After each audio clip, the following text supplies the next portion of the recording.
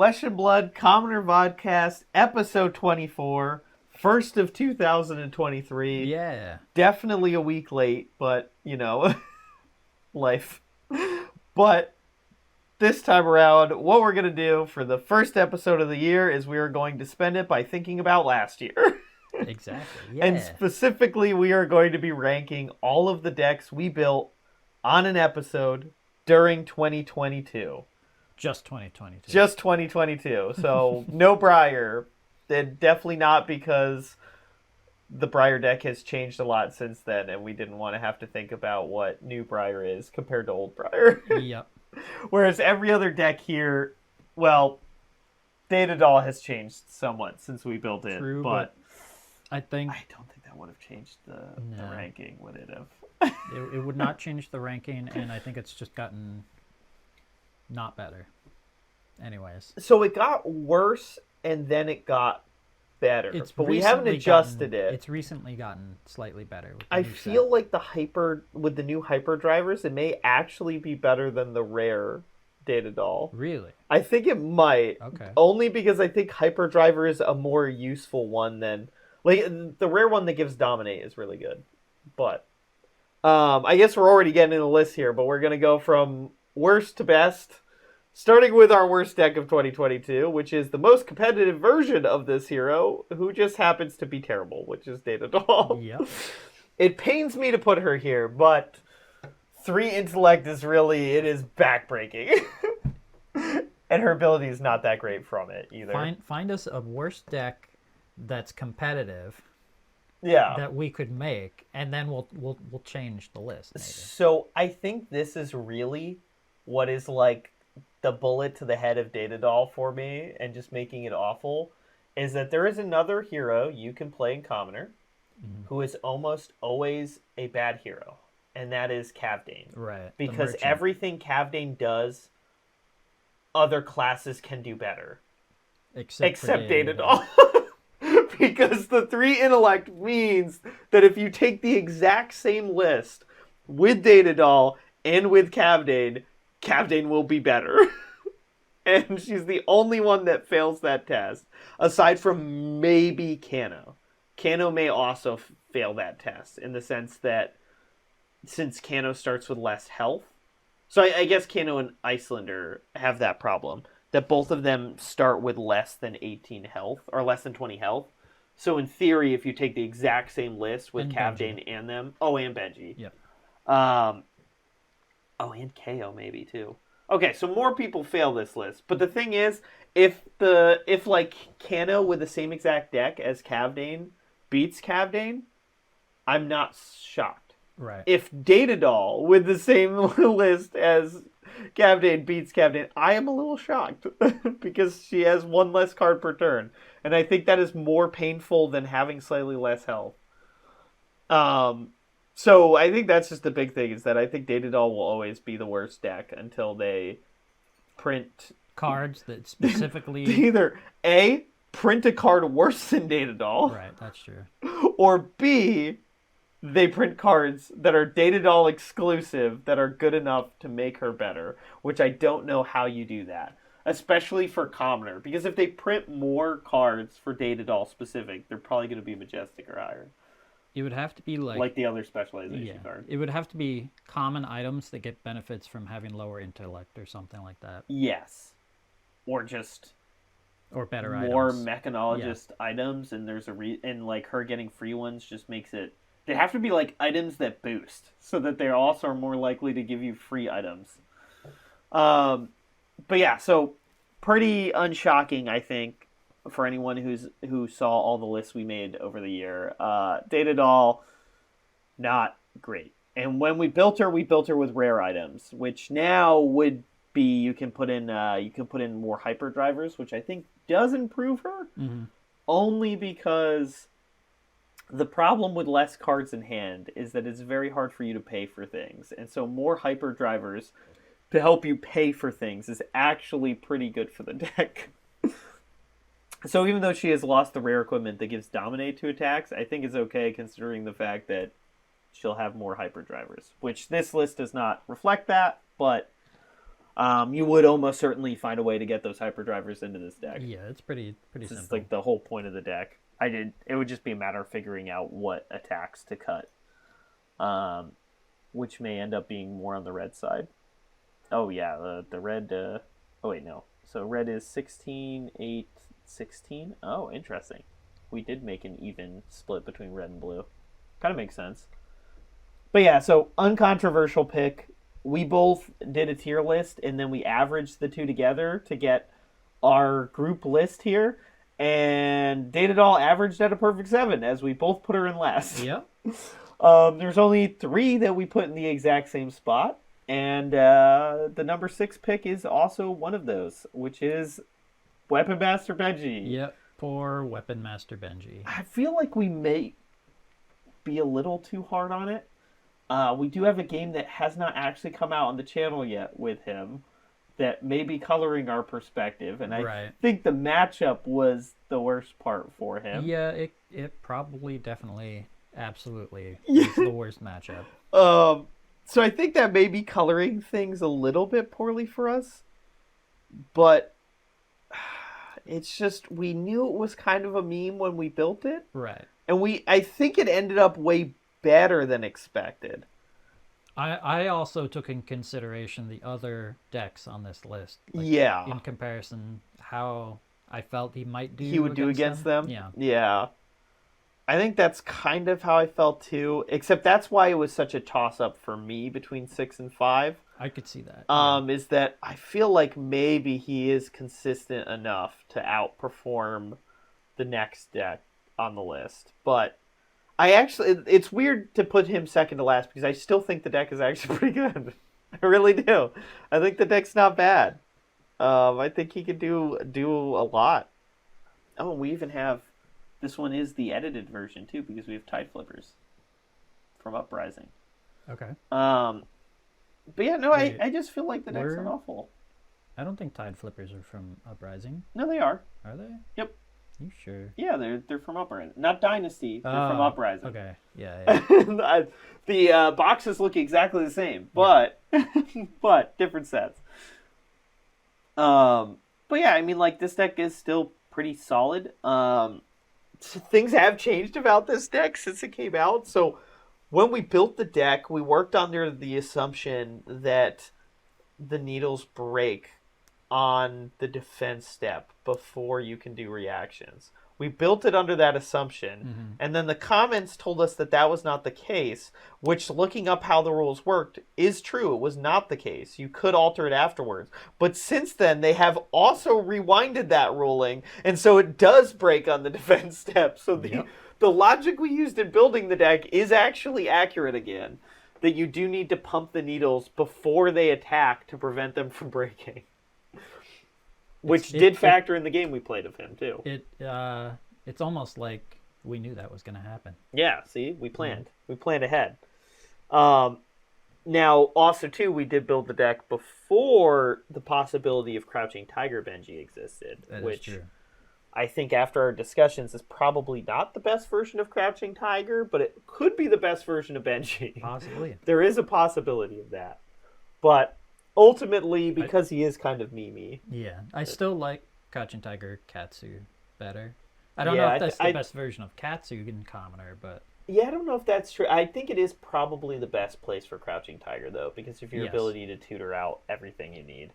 But I think ultimately Benji, this is a really unique way to play Benji. If you're looking for a fun, unique way to do it, this I think will do okay for you, but it is a little bit janky. Yeah. And besides the bad matchup thing, I did feel like when we played it, it was having some issues pumping the needles. Okay, yeah. Is I think what the problem was. We ended up having a lot harder of a time doing that than we thought we would. But ultimately, he ended up on 6. And then this is where we start to get into the more debatable ones, where we put KO in a slightly different spot, and ultimately we have settled at putting him in 5th. You had him 4th, I had him 5th, which is very ironic considering I love KO. But his inconsistency is ultimately he has the potential to probably punch into the top 3 of this list if you just high roll really well, but he also has the possibility to be down in the dumps with Datadol.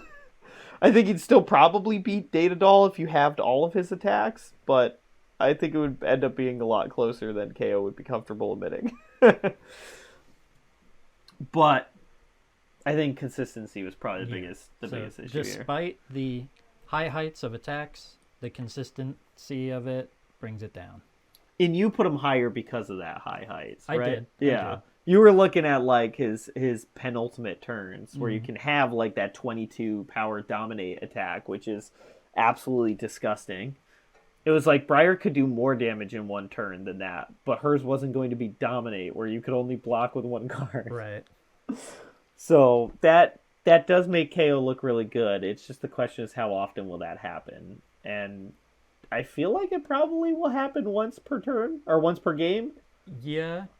Seems likely. If you're better at rolling, maybe a couple times, but not every single time, because then I'm pretty sure. I mean, that whole game I doubled once, right? I think I doubled attack once, and I halved it every single other time. I think so. Which is pretty brutal. And on top of this, you have 19 health because you're a runt. Yeah, they hate you, I guess. And then not a lot has changed about him since we built it either. I mean, like, there's some things we could try to play with. There's, like, a few more yellow attacks I think you could get in here to try and even the curve a little bit better, but... Also take into consideration that there's no adult hero of KO. Ooh, what does that mean? Yeah, true. But, I mean, the same could be said about Benji. Yeah, yep, and Datadol, who all take up the last spot or the bottom 3 slots of our list. I don't know if Datadol is considered young. She is. She is a young hero. Yeah, but I mean, because it does say young on the bottom. But she's a robot. Ironically, of those 3 young heroes, the one that would probably become an adult is Datadol. That is probably true.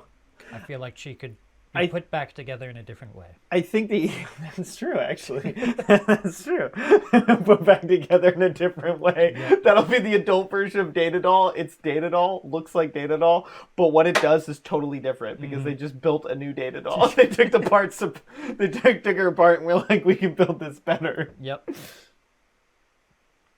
Her intellect goes up because she's had all those years to learn. But I do think some of the young heroes are probably just because whatever timestamp they're using for the game is when these heroes are young. Nope. Like, I think that is actually the argument with Datadol, is that it's a new robot, so it hasn't had time to learn. I think with Benji, it's because his weapon breaks and he dies in battle. I think that's definitely true for Benji and KO. Yep. But I'm thinking of like some of the other younger heroes they have. Now, obviously, the Emperor, similar situation. That's the only one that's actually confirmed. Because you have Arachne's specialization card that's literally a picture of him dead. Yep. That is named after the act of killing a monarch. You don't know. That could be a false... yeah, it could be, I suppose. A dummy. It's possible.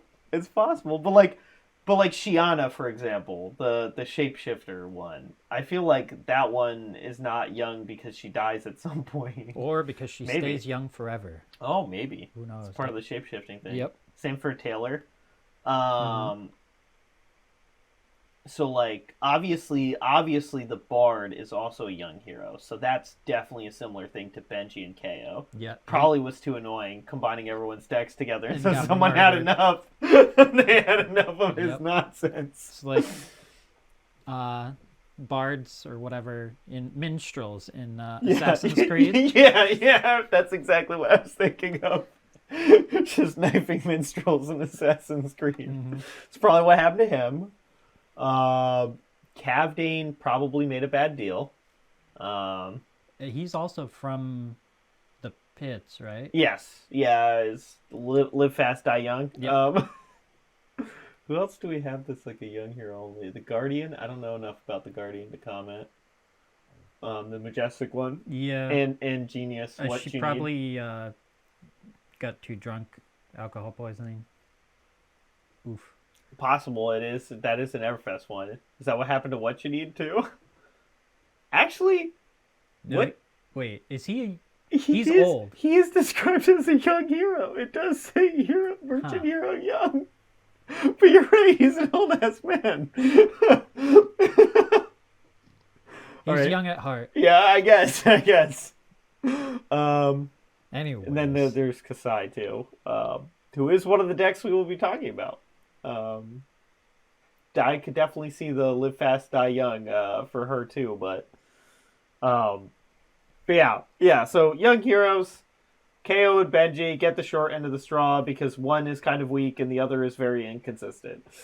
And Datadol's obvious. Yeah, and then Datadol's dumb, I guess is the actual factual way to refer to that. But I mean, like, is a calculator dumb? No, it just doesn't know how to think for itself yet. Yeah, I mean, yeah, it's like she's not a TI-80 calculator, more like the little tiny ones you buy for like $1 out of the dollar store. All right, so that is our bottom three. Now, getting to the very middle of the list, we have Bravo, which you put in 5th, I put in 4th. Mm-hmm. We have not really played enough of him to really give him an honest look, which is probably why he's ended up at the middle of the list. I think he's okay. I think he is consistent. We did test him. I could see the reason why you'd put him a little higher. Yeah, because he's going to do big attacks like KO, just more consistently. Because, I mean, when we did the test with him, it did... What was the first attack? It was like... It 11 or 12? Yeah. Something like that. And then the second turn was like 7 or 8, I think. So, like, you can pretty consistently do some big attacks, and all of them have really good effects on them. Mm-hmm. So, it's definitely one of those things where Bravo is just going to do consistently okay. If anything, this is like a list that I look at, and I think, like, at the start of last year, this would have been good. Like, this would have been an actually, like, really good deck. Right. And now it just may have been outdone by more broken decks entering the format over the year. I could see that, yeah. Like, I feel this runs into problems against Dromai, but I feel like everything runs into problems against Dromai. But that's where we have Bravo. We have him in the middle. I think he's okay. I think it works well. I think he's pretty consistent because this the 28 blues makes it very, very consistent. And, I mean, his attacks even down here at the bottom, we have like 8, 6, 5. Like, that's most classes red cards. Yes, that is true. And he also has the beauty of having the helm, which is the only way to have 5 intellect in the game, in Commoner. So, that's kind of cool. That is kind of cool. And it's on a battle-worn helmet, too, so even more broken. And we have kind of like the good sideboard because you can have the one-handed weapon with a shield or the two-handed weapon. So he's just good, I think. I think he's a very average deck. I think you can show up with this and not feel bad about it, but I also think you're going to struggle against the more broken stuff, which I think the rest of the list is more of the broken stuff. Mm-hmm. But then you put it below KO because KO's peak is just higher. That was the only reason, really. So I can acquiesce. The best I did see. I mean, like, what are we gonna do? Like at the best here, we're gonna have like a 10 power attack that maybe you pummel for like 14 Goliath Gauntlet up to 16 at best, which KO's is higher. And I almost feel like KO's is actually, you're more likely to get that peak than you are to get the red pummel and red Macho Grande and somehow pay for all of them. So you have like one of these arsenaled and the other one in your hand and then 3 blues to pay for all that. Ooh. And then the free Goliath Gauntlet. So I feel like KO is going to more consistently hit the wild like 18 to 22 power attack. Which sounds odd. But I think it's more likely for him to see that peak than Bravo to see this one peak. But I think on the average of damage, Bravo is going to do substantially more. Yeah. But that's our first 4, and that brings us to our top 3 of last year's decks. Number 3, which we did have a number of debate about where some of these would go, and ultimately we have put Arachne in the 3rd spot. I think he's just good. We have had an opportunity to play this deck. It does a fair bit of damage. I don't think milling ended up being a concern. I don't think you were very close to milling me out, despite using a lot of the attacks, but I think the red-yellow version is probably much more likely to pull that one off. Yes. But you did a ton of damage. This is more of a balanced version. Yeah, where you're just trying to do big attacks every turn and also slowly Kadachiing your opponent to death. And it did a lot of damage when we played this. It did do substantial amount of work into a matchup that probably is not great for any deck. Yes, I think the other version of Arachne probably would have done better in the matchup. Possibly. I think that one can race harder, so that may be even a better version than this. This is just a nice, consistent one that's probably going to be pretty average of the field. Which I guess does lend the argument for you put him at 3rd and I put this deck at 2nd.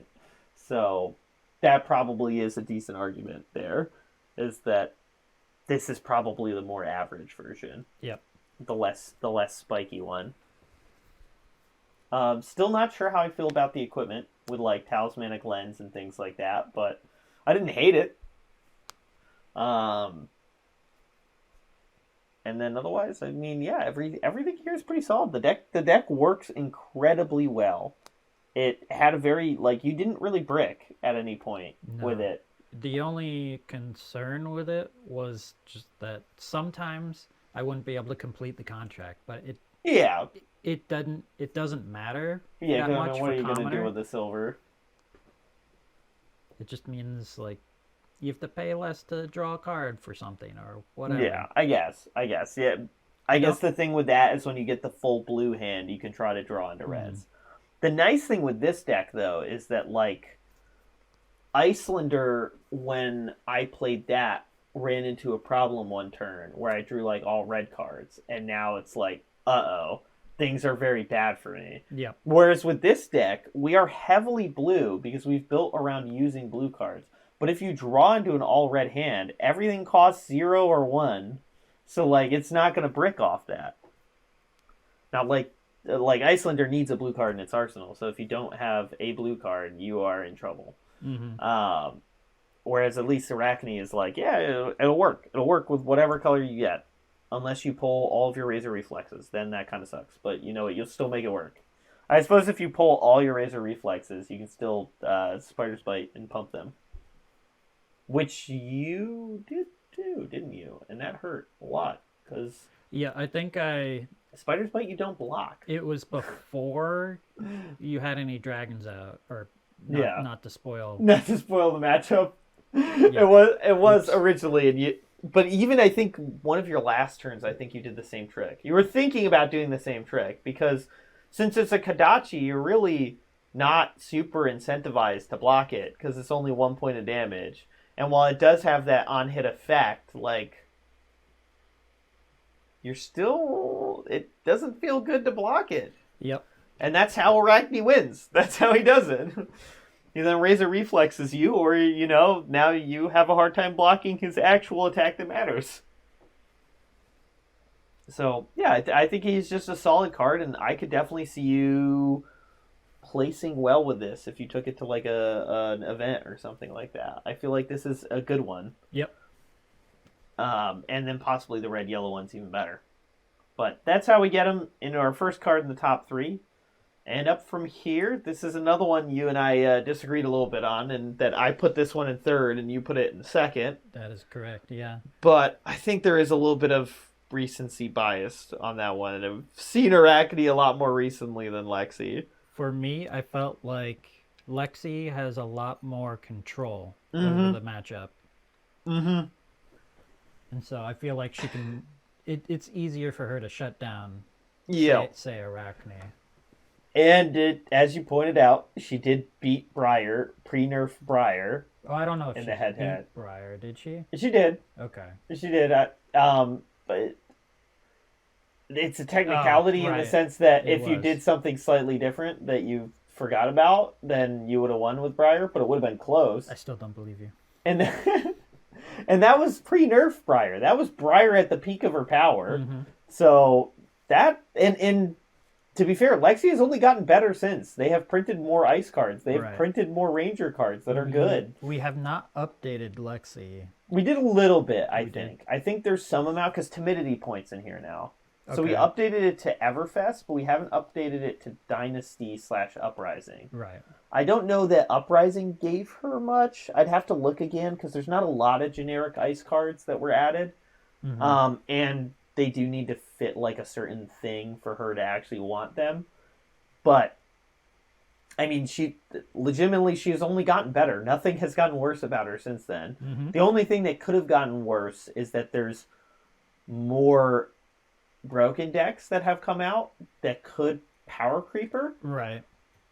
But that's ironically why I found it so easy for you to convince me to put her in second. Because as this year has gone on for 2022, I learned more and more just how effective ice can be. Mm-hmm. And the fact that she slows people down, like, while in her case too, like, Oldhim I think is actually probably not that great. He's probably the worst ice hero, which is funny. Because I like that deck, but he's slow. Very. And Lexi is fast. And even Icelander, who is also kind of slow, the way she attacks is hard to block. So she actually does kind of kill her opponent quicker than Oldhim to a certain degree. Because Oldhim you can just block, except for when he has like the 10 to 12 damage dominate attack. Then you're in trouble. But, you know, I think that's the big thing that I like about her, is that she has all of these like good ice ways to give you so many like discard cards and frostbite tokens and things that slow you down, which is really great. Like that does seem like the best way to deal with some of the new good heroes like Faye and Dromai. Is that the problem with being red heavy is that once you start getting frostbite tokens, the wheels fall off the cart quite a bit. Mm-hmm. And even more so for Dromai actually than Faye. And like we played Faye into ice. But that was zero cost Faye, so like he can pay for his stuff usually. Whereas Dromai, her stuff does cost usually. So I think that may be the key to beating Dromai, is hitting her with ice. And if that's the case, Lexi is actually in a great place to do that. Mm-hmm. Because Lexi can do that while also killing you quickly. So I think that's just, I think she actually does have a really solid chance of being good and just staying good. So I actually almost put Lexi in my number one spot. That's true. You were having a heck of a time debating. Yeah, you weren't even thinking about 2 and 3. You were thinking about 1 and 2. Yep. Whereas for me, 1 was a lot more decided. Although, in fairness, I did think between Arachne and number 1, which is wild by thought. It's, the top 3 decks are good. They are. Not to toot our own horn, we made good decks. I think you're probably right on the. I think Lexi does belong above Arachne. I think I just haven't played her enough that I've just like forgotten about her too much. Because like I'm looking at the list again. I'm like, this is just good, isn't it? Like this is high damage, low cost. Like there's 2 cards that cost 2 in here, and it's just these icy encounters. Mm-hmm. And I mean, she has a lot of cost 1s, but like that doesn't get super disrupted by ice. I mean, Dromai is kind of in the same situation with that, but yeah, I mean, I think she's good. I think you could make an argument for being a first. I think she may actually be better positioned than our actual first deck for like the most recent ones. But I would love to see both of those decks play against like Dromai and Fae just to see what happens. And probably it'd be fun to see it against Icelander too, to see what the disruption. Just see how much Lexi does against ice. Yeah, yep. I would love to see how Lexi does against someone who's more into ice, because like in theory, Lexi versus Lexis, you're both messing each other up just as much. I'm also curious to see our number one deck against ice, because there are a lot of red and yellows, I think, and that could be problematic. It could be. Which I guess is the great way to lead into. I mean, if you have been paying attention to the decks we've built this year, you know what it is already. We have put Kasai in the first place position. And the more we talked about Lexi, the less I was convinced by this. But so I feel like Kasai, because she has so many things she does a turn typically. Yep. I feel like she can power through Frostbite tokens. Yep. And I mean, we have not put her up against the best decks, quote unquote, True. As we feel about it. Aside from like her, like she is, like, I don't know about you, but I have considered her on the list of some of the best decks, and I've heard people saying similarly, like in the earlier days of Commoner. I haven't heard her mentioned as much recently, but I know she was at one point considered to be one of the best Commoner decks. But we haven't played her against any of the new decks that are in that conversation. But she has not lost a game yet in all of our filmed matches. Yep. And our non-filmed matches, for the record. She beat Kano twice. Only one of them made it into a video, but the other time was even more of a brutal beatdown. Yeah, you started off. I think you died in like 2 turns. I did. I was playing very greedy, and I was punished extraordinarily for it. Because I didn't block an attack, because I'm like, I can take the hit, and then you pumped it a bunch, and I'm like, oh, I'm dead. Oh yeah, you're a warrior. That is how this works, isn't it? So there was that, and then we did the mirror match with Dorinthia, and that was also not super close from what I remember. Kasai is just really good. Well, so ultimately, I think... Do you think I outraced Dorinthia? I think ultimately Dorinthia is a more fragile warrior build with the way I did her. Okay. And I think Kasai is probably better, because while Kasai makes coppers, which is effectively worthless, it means nothing, that second sword attack costing 1 less each turn is deeply problematic to a certain degree. Yep. And probably helps her against the Frostbite matchup, because you have a really hard time swinging the first time into the Frostbite, but your second swing is free. Mm-hmm. So as long as you can still give that first one go again. Unless you have more than 1 Frostbite token, which that makes it tougher. Oh, it'll make it tougher, but like if you can still give it go again and swing the first time by dumping your whole hand, you'll still get the second swing. True. Because it's free. So that does kind of help. Is it still free if it has a Frostbite token? Well, I would have to give you a Frostbite token in between attack 1 and attack 2 to make the second one not free. Oh, because right. you consume the Frostbite. Yeah. Expensive. Yeah, expensive. I forgot how Frostbite tokens. As long as you get through the first one with go again, the second one is free. But the big problem with the Dorinthia matchup is that you had Centauri Sabers and I had Dawnblade. Mm-hmm. Which Dawnblade is a much more fragile game plan, because you have to hit to let you swing a second time with it. Mm-hmm. And so while it does have that ramping power, Centauri Sabers is just I'll just keep hitting you. I don't need any of these individual hits to hit. I'm just going to keep hitting you. I just need to swing to hit. Yeah. It's just... So she's a lot more stable from that side of things. And I think you have access to, Blade Runner now, which is one-handed weapons. Gain go again. So like that, even if you play Dorinthia now, you probably go Centauri Saber. Which at that point, it probably is worth more to have your second attack cost 1 less than the possibility to swing 3 times that Dorinthia would have. Because that's just so hard to get that many like go agains and stuff like that. So I think Centauri Sabers is just the best way to play Warrior now. Except like maybe, even Bolton might go Sabers at this point. that's like the one of the few heroes that I have no idea about in Commoner because we just haven't done it.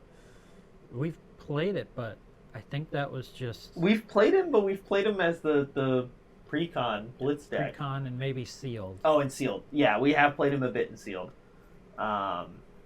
He's good. So, like, we really should build him. Like, he actually overperforms my expectations every single time we play him. Yeah, but think about it. Building Bolton in 2023? I know, right? Outrageous. A little late. Outrageous. Unless they haven't even printed new light cards, have they, since Monarch? I don't think so. I don't think there's been any new light Earthshadow. Maybe if they come out with new light cards.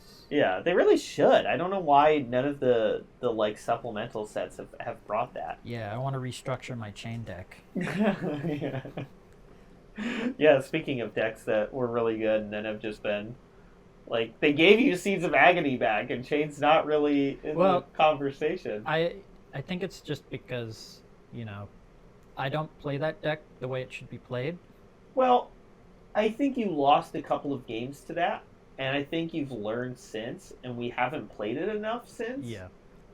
But I also think the problem is, like, he is like the only mid-range, like true mid-range commoner deck in the sense that you like play control early and go late, but his stuff blocks poorly, and they keep printing these free aggro machines, just like absolute dumpster aggro machines that like Chain is just not living to that late game. Like, yeah, I think I need to restructure it so he has a better blocking ability. Possibly. And I think you can get that in a little bit by trimming some of the, like, more shadowy attacks and putting in stuff like Shrill of the Skull form that's just a good Runeblade attack. Like Viserai has those. But then also that's kind of the problem with Runeblade. And to be fair, like, that's why Briar was less of a problem because her stuff blocked poorly. And that's part of why she did become a little bit of a problem, was that she had a built-in way to improve that and fix that problem, which was a mistake, and that's why they eroded it to make it so you couldn't make it block for a ton anymore. But, like, that was the good thing about Runeblade, is you had things like Briar that were super aggro, that were offset by being bad blockers, and then now you have Fae and Dromai, which has no downside, and just aggro. That's all super cheap. Straight aggro. So I think that's the real problem, is that Chain has been just outclassed by the disgusting aggro machines. Which, like, Kasai has always kind of been that disgusting aggro machine to a certain degree, too, which is kind of why she's ended up at the top of this list. Yep. It's just, instead of cheap free attacks, it's cheap free weapon attacks that just get super pumped. I still think Lexi is a sleeper, though. I think you are right, because she has a really good aggro package and a way to slow down opponents. And I do love tempo decks, which is what that is. So, like, there is a soft spot in my heart for it. We just don't play her enough. It would be fun to just go to an event and just mess and just with see what happens. Yeah. Just be like, "Are you playing Lexi?" And like, yeah. Yeah. You'll find out why. I think. Yeah, I mean, once we've talked about it, I do really think these top two probably have a solid chance to be at the top. And even more than, like, because we played Arachne, and even if we play the red-yellow version, which might be a little bit better, I think he's still going to struggle against Dromai and possibly Fae. Yep. But I think Kasai and Lexi can actually have a chance of winning those. Which is crazy. That might be the way to do it. Like, maybe Lexi is the answer to Dromai, as we've discussed a number of times. Dromai has this issue of everything is so cheap and she gets so many attacks and all that. Maybe Lexi is the answer, because Lexi kills her quickly, but also making Dromai's things cost more is very bad for Dromai. So I think Lexi does have a solid chance of being the real answer to that one. And then I think Kasai could actually possibly race that and win. It's hard to say. It is hard to say. We'll have to give it a try. Yeah, we will. We'll have to play both of those against Dromai, I think. We're going to have like a Dromai Olympics where just everyone goes against Dromai. See who does it. Because maybe I'm overestimating Dromai. It's just, I mean, maybe Dromai is very consistent at what she does, and what she does is brutal. Having like 6 dragons attacking every turn is there's been times where you've bricked the first half of the game, and then you still win. And I still win, yeah. Where it's like, yeah, if she doesn't find a way to make dragons, she's going to struggle. But at some point, she's going to find a Rake the Embers, and now there's a billion dragons Kadachiing you every turn, and what are you going to do? You're going to get Kadachied. But I do think, and I think that makes a good argument for our top 2 actually being pretty accurate here. Mm-hmm. I'm more convinced that Arachne belongs in the 3rd place position after going over this, because looking at these 2 lists again, it's like, yeah, they're pretty crazy. Like, this is all like pretty cheap things that, like, this is 0 that's going to give it +3 in theory. Another 0 +3. You have to do that one first, but I mean, like, this is everything that, like, the current aggro decks are a problem for, is the, like, low cost, which I think points out the problem with the recent heroes is that, like, this still has 22 1-cost cards in it. Yeah. And that felt really aggressive and strong. So the fact that now it's like, we look at Arachne and we have 22 0-cost cards in this deck, like, that's gross. We should have the problem, 31 cost. The problem Olympics. The problem decks versus their solution decks. Yeah, try that and see what happens. Yeah, so I mean, okay, I could definitely see a world in which Lexi and Kasai end up being bad for the format kind of decks. And this is when Lexi becomes the real problem. although ironically, like, I'm saying that, but I think this is why I shied to Kasai being in the first spot here, is that I heard people saying she was a problem deck originally in Commoner, and looking at her list, I could really see how she could be a problem for the format, where she's just like way too good that it causes problems for everyone else. And I think now she's probably been slightly outclassed by either Dromai or Faye, right. But I could still very much see how Kasai would be a problem for the format, and I have a harder time seeing that about Lexi. So I think that's why. But that may just be me undervaluing Lexi. We'll have to see. We will. That's the big takeaway from this episode, is that we're going to have to actually try some of these old decks out again. Not Datadol. Although I would like to try Datadol after changing her to add, like, the hyperdrivers in and all that. Because I'd like to fix most of these. Yeah, I would agree. I think that would be fun to do. I don't think that there's much we can do about Benji, because he's fairly modern at this point. Yeah, he's modern, and I don't think any of the new cards really play to the strategy. No. Yeah. And then KO, I think there's some minor tweaks you can do here, but KO is more or less where he should be. Yeah, he's set. The biggest thing is that, like, maybe some of these reds could drop for some new yellow cards, if so. But it will be a little bit hard to do that, because, I mean, like, Pack Hunt's the bad card here, quote unquote. And I guess, no, because Predatory Assault can gain Dominate, this has Dominate, this can gain Dominate. Yeah. Yeah, I mean, that's really the thing. And you want Rally the Rear Guard because it's your only way to block with cards that don't block. So, like, yeah, these bottom... So these two, 6 and 5, those are pretty set as is. Bravo is pretty set because we made this very recently. Yeah. It's just pre-Dynasty, I guess. So if there's some new Dynasty cards, maybe? Yeah, it's pre-Dynasty. So... Yeah.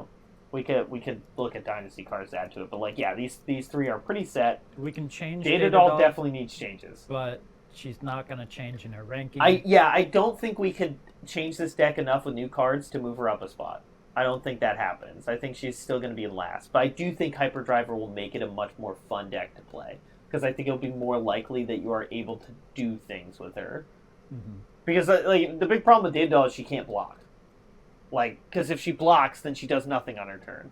Because even if you block with 1 card, now you have 2. Like, if you block with 2 cards, you now have 1 card. Like, I mean, the best you can do is arsenal a card and then use your 1 remaining card to pitch to play it. Like, is that how Datadol plays?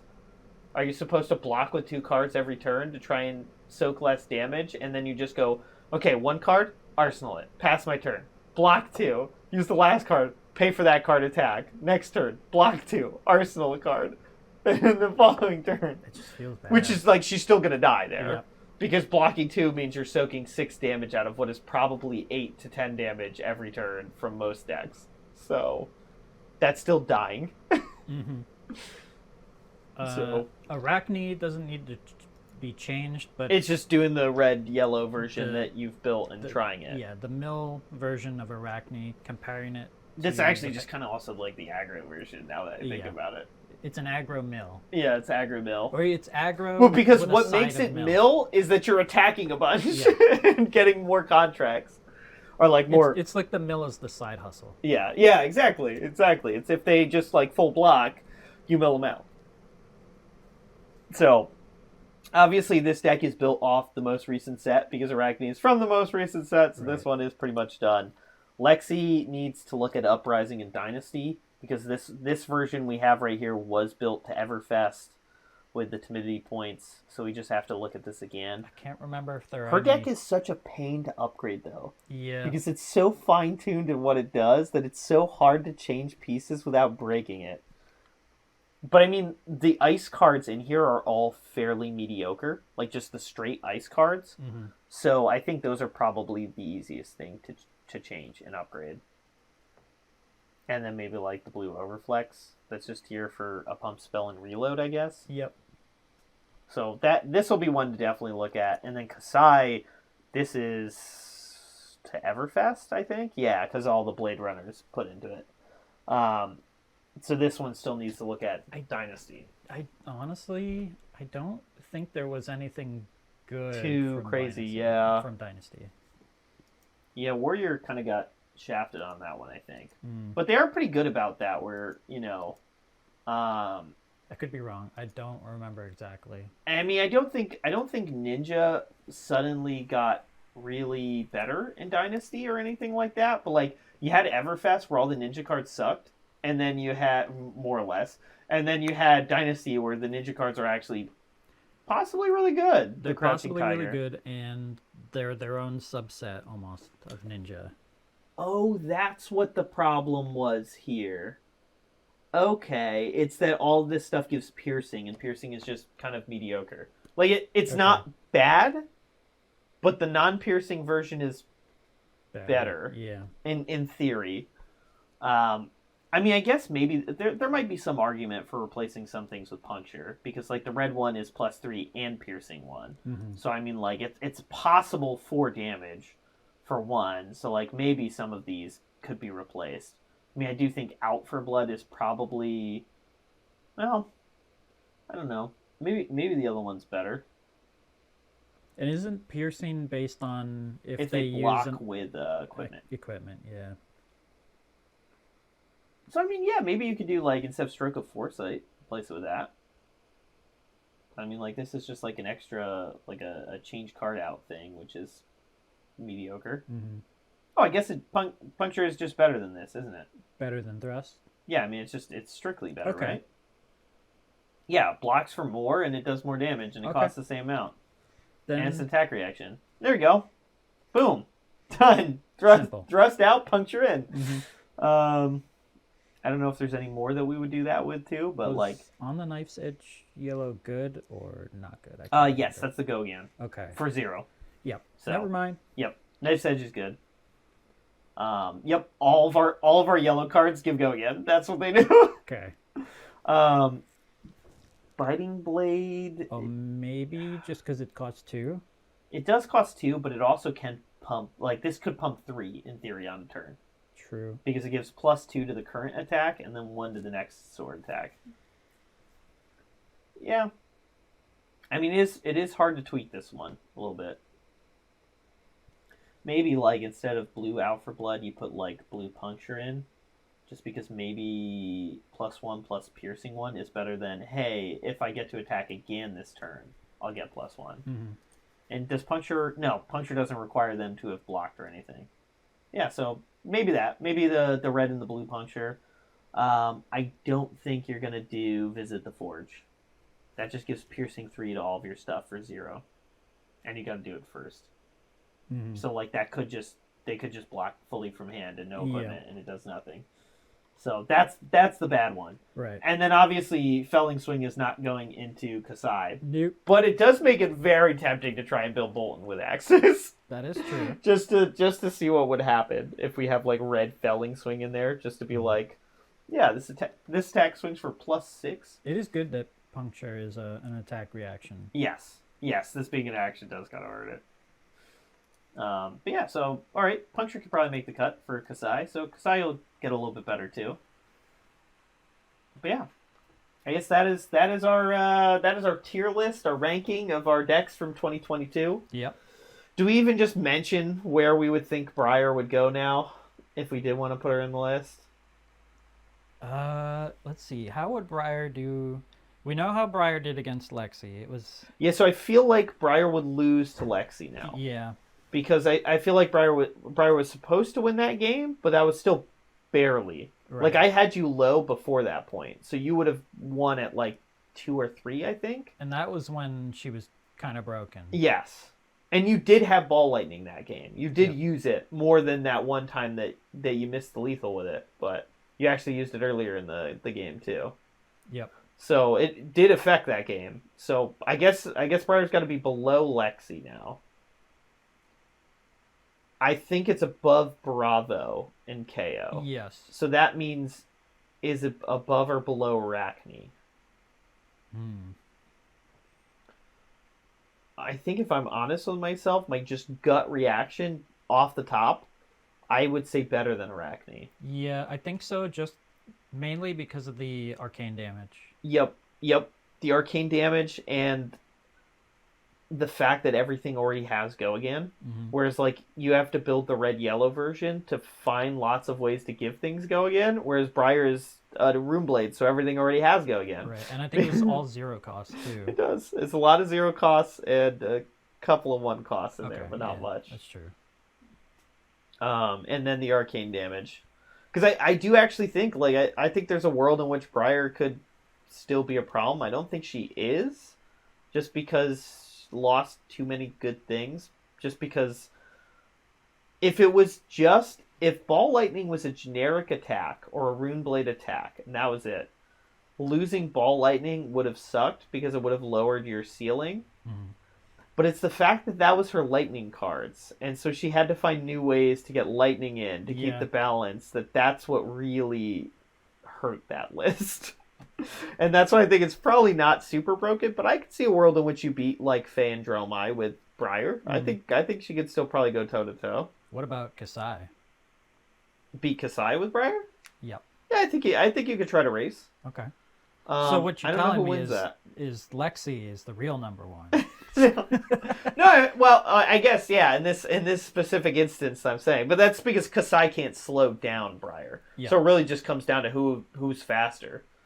And I feel like with the arcane damage, Briar might actually be faster. And part of that comes down to like what makes the arcane damage good is that it makes it harder to deal with Briar because you're getting hit with a bunch of physical damage and arcane damage, and you have to try and figure out which one you can deal with. I think you'd probably just want to race as fast as possible. I think so. And ignore the arcane and damage. Hope that your pump spells push the distance. Mm-hmm. Interesting. It would be interesting. Yep. We're gonna have to have a broken Olympics. Yep. Yeah. Where we just play crazy. All our broken. Do like a montage video instead of doing a full play. We just do like we do the matchup and then we do an after play, like after action, sum up the game. Yeah. Do some weird video like that. Do like a bracket play. Give some some of the good turns. That's actually something that would be fun to do. This would take a lot of time to do all these games, but if we finally make a deck for every hero and then we do just like a huge bracket of heroes and then just down to whoever wins at the end, that would be a fun thing to do. It would be. Future. Yeah. We're coming up with content in the middle of our content. But yeah, I think that's our good breakdown of our list from 2022. I think this is pretty solid. You've definitely convinced me that these are the top 2 decks we built. Mm-hmm. And you've also made me really want to play Lexi now. So that's impressive. I'm not a huge fan of Ranger. It's just it. I think it's a good class and a cool class. It's just not my class. Because you have to think so much? No, it's just I don't like how many steps it is to do things. True. Because you do have to think a lot with Icelander, for example, but there's not so many like moving parts in that. It's just figure out my best blue card for messing with you to put my arsenal and that sort of thing. Whereas like with Ranger, it's like gotta load the bow, fire the bow, load the bow again, gotta keep a card in my hand to arsenal it, or else I have to find a way to load the bow again next turn. And then you also have on top of that the fusing. Mm-hmm. So I think that's my issue with Ranger, but I think you're right. I think these are the top 2, and then Arachne is very close. I think there's a world in which Arachne could actually be high enough to be up here, but I don't think he's proven it yet. No. But I mean, cool. It's a new hero, and he's already up there. And unlike Faye and Dromai, who are new heroes and already up there, he actually feels balanced to a certain degree. Mm-hmm. I feel like he's good, but like not just straight broken. Technically, we built that deck balanced. Yes, but I mean, I think even your version will feel more balanced than Dromai or Faye. And there's a real simple reason for it. He has 22 0-cost cards, and everything else is 1-cost. That seems really broken. From like the Briar standpoint of what made her so good was that everything cost free, and Faye, everything cost free. His stuff doesn't have go again. So you have to jump through these loops to give things go again to have those crazy attacks. Whereas Faye and Briar are just 0-cost and go again and high damage. So that's just broken. So I think he's more balanced. But yeah, so let us know in the comments if you think we're crazy. We have our tier list wrong. Obviously, we're not tier listing all of the heroes, so I don't necessarily think Kasai is the best hero in all of Commoner. Right. It's just the best one we built. Yeah. I think of the ones we built, this is the most competitive one between her and Lexi anyways. But let's know, did we grossly undervalue our Benji deck? Have you built Weapon Master Benji, you crazy, crazy individuals, and have actually done amazing things with it? I would love to hear that. Is Datadol the true sleeper? Yeah, Datadol the true sleeper. On? Oh, she's so bad. She's just so bad. But yeah, so leave a like, comment below, and subscribe for more Commoner content. See you later.